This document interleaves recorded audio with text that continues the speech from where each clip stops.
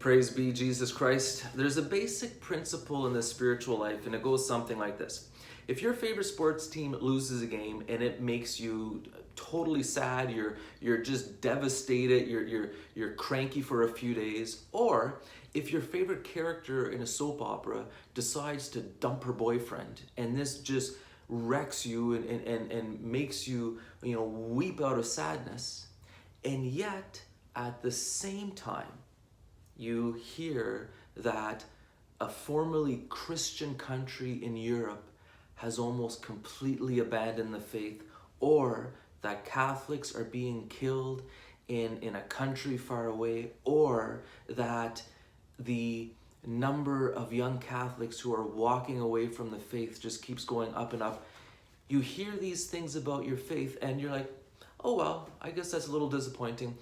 This is a sign of where you're headed. Seriously, it's a biblical reality. There's a lot of scriptures that point to this, but the most important one is Ezekiel chapter 9.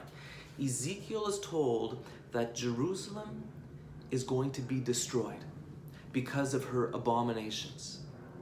But before Jerusalem is destroyed, instructions are given.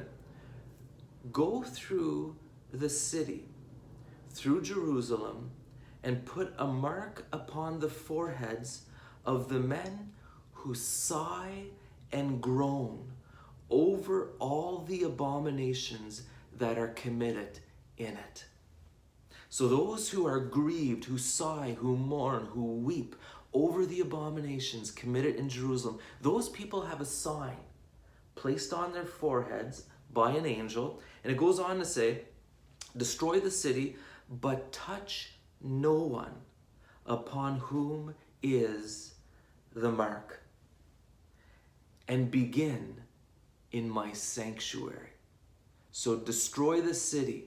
Anyone who was weeping over the abominations, don't destroy them. They live.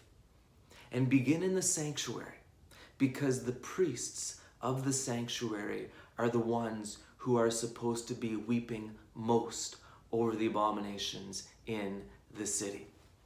Brothers and sisters, I hope that you weep over the things that grieve the heart of God.